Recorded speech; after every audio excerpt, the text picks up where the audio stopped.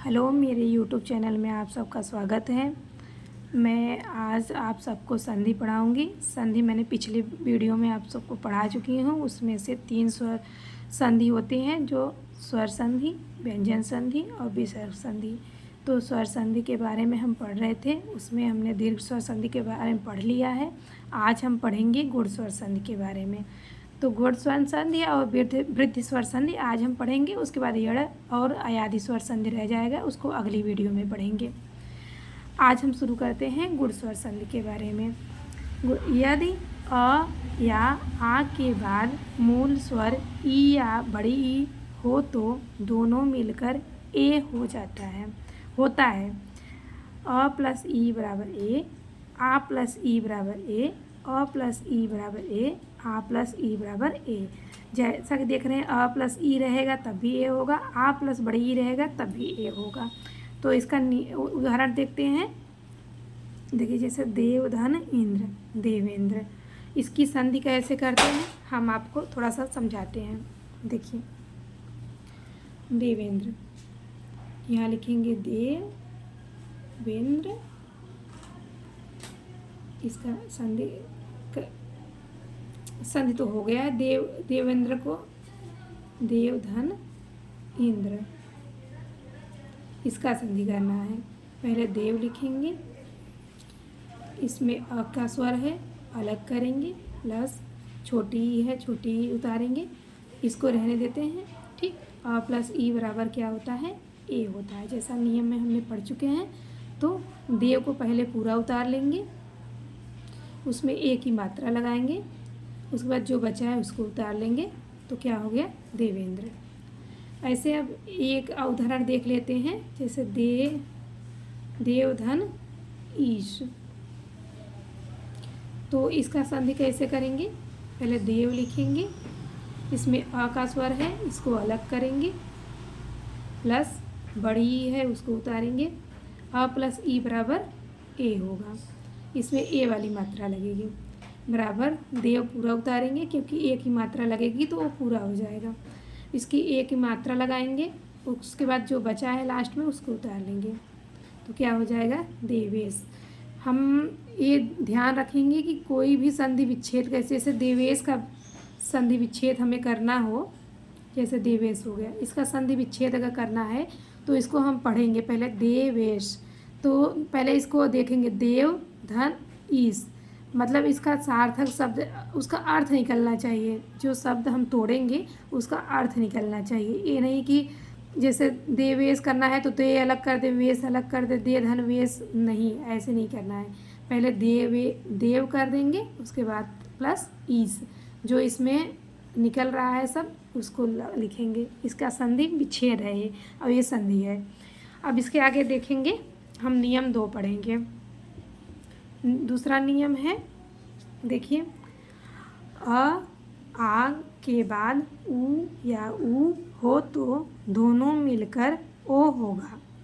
अ plus उ बराबर ओ, आ plus उ बराबर ओ, अ प्लस उ बराबर ओ, आ प्लस उ बराबर ओ। मतलब अ प्लस छोटा ऊ रहेगा तभी ओ होगा, आ प्लस बड़ा ऊ रहेगा तभी ओ होगा। इसका उदाहरण है पर धन उपकार, परोपकार, चंद्र धन उदय, चंद्रोदय। इसमें भी अ की मात्रा है, अ नीचे लिखेंगे, प्लस ऊ लिखेंगे, और उसके बाद आ ऊ मिलके क्या हो जाएगा, ओ हो जाएगा। और इसको पर को ऊपर ऐसे समझाते हैं यहाँ पे आपको। जैसे परोपकार को हमें संधि करना है तो लिख देंगे पर धन उपकार। तो पर को पहले ऐसे लिखेंगे, आ की मात्रा निकालेंगे, यहाँ लिखेंगे, प्लस ऊ लिखेंगे, आ ऊ मिलके क्या हो जाएगा, ओ हो जाएगा। तो पहले पर लिख देंगे, ओ की मात्रा है, इसको इसमें लगा देंगे, जो बचा है उसको उतार देंगे, तो क्या हो जाएगा, परोपकार। ठीक है, और उदाहरण देखना चाहते हैं, देख लीजिए। जैसे चंद्र धन उदय, चंद्रोदय, समुद्र धन उर्मी, बड़ा ऊ है, उर्मी धन समुद्रोद्मी, गंगा धन उर्मी, गंगोर्मी, नव धन उड़ा, नवोढ़ा, जो पीजीटी 2009 में आया, 2004 में आया है। प्रधन उड़ी, प्रौढ़ी, ये भी एग्जाम में आ चुका है। अब इसको अगला नियम पढ़ते हैं। अंत में आपको एक ट्रिक बता देंगे, आप उससे समझ जाएंगे। यह गुण स्वर संधि और वृद्धि स्वर संधि के अंतर समझ में आ जाएगा। ठीक है, हम आगे पढ़ेंगे नियम तीसरा। ये अक्षौणी, अक्षौणी वृद्धि स्वर संधि में नहीं आएगा, गुण स्वर संधि है, ये अपवाद है, इसको याद कर लीजिएगा। अक्षौणी हमेशा गुण स्वर संधि में ही आता है। अब नियम तीसरा पढ़ेंगे। अ या आ के बाद री या बड़ी री हो तो दोनों मिलकर अर हो जाता है। जैसे अ प्लस री बराबर अर, आ प्लस री बराबर अर, अ प्लस री बराबर अर, आ प्लस री बराबर अर। जैसे देवधन ऋषि, देवर्षि, महाधन ऋषि, महर्षि। इसमें भी देव लिख देंगे, जैसे उसको अलग किया है वैसे ही किया जाता है। आप कहिए तो हम बता देते हैं, चलिए हम बता ही देते हैं। जैसे देव धन ऋषि, तो देव लिखेंगे, हलंत लगाएंगे, अ का स्वर निकालेंगे, बस री लिखेंगे।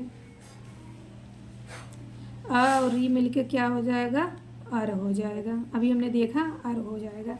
तो देव पूरा लिख देंगे, जो देव था यहाँ पे लिख देंगे, क्योंकि ये अर लगेगा उसमें ये पूरा हो जाएगा। फिर जो बचा है उसको लिख देंगे, और ये अर यहाँ पे रेफ वाला र यहाँ लगा देंगे, क्या हो जाएगा, देवर्षि।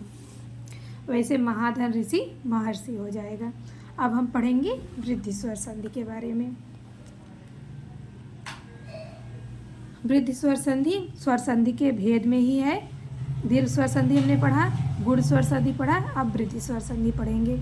यदि अ या आ के बाद ए या ऐ हो तो दोनों मिलकर ऐ होगा।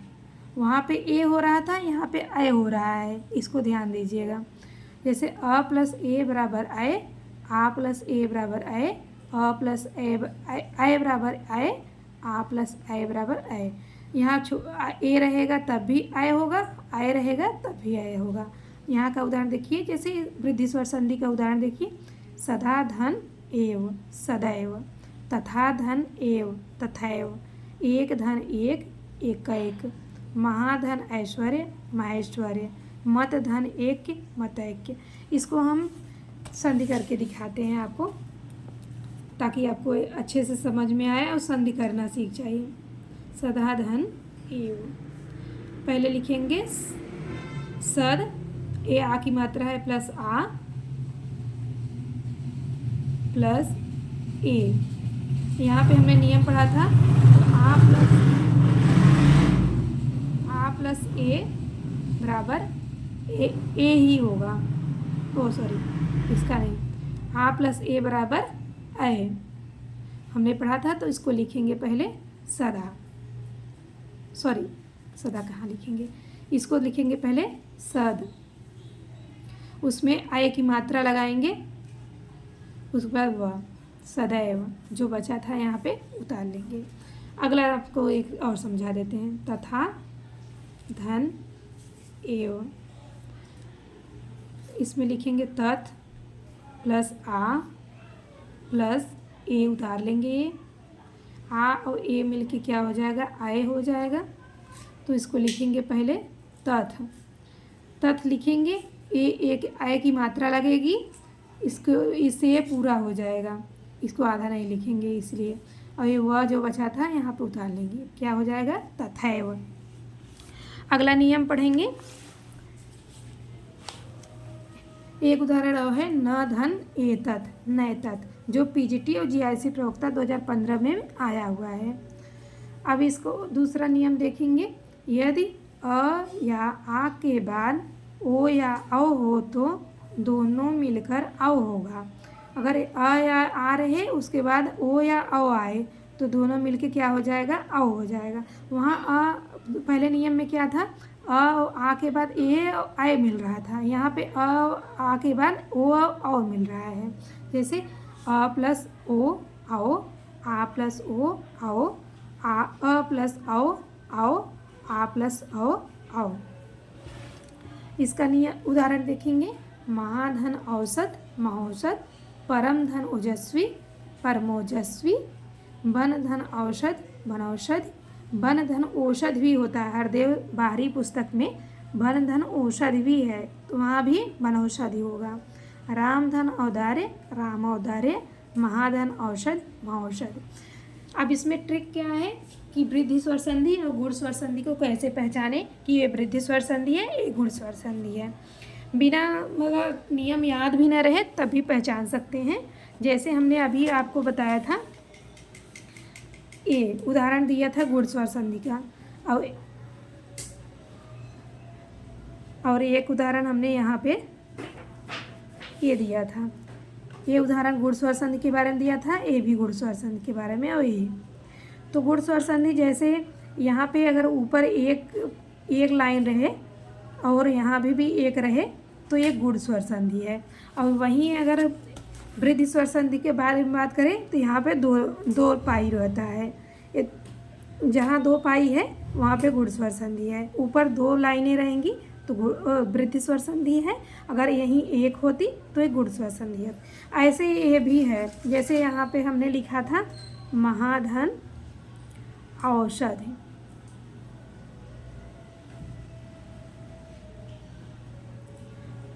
महौषध महौषध, तो यहाँ पे 2 लाइनें हैं और यहाँ पे 2 लाइनें, ये दोनों क्या हो जाएगी वृद्धि स्वर संधि में आएंगे। और वहीं देवेश और परोपकार, अभी दोनों उदाहरण हमने दिया है।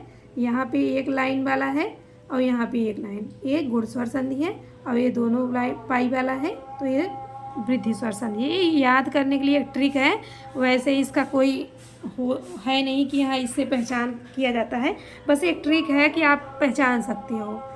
तो आशा करती हूँ आप सबको ये वीडियो अच्छा लगा होगा। अगर अच्छा लगा हो तो लाइक सब्सक्राइब कीजिएगा और सपोर्ट कीजिएगा।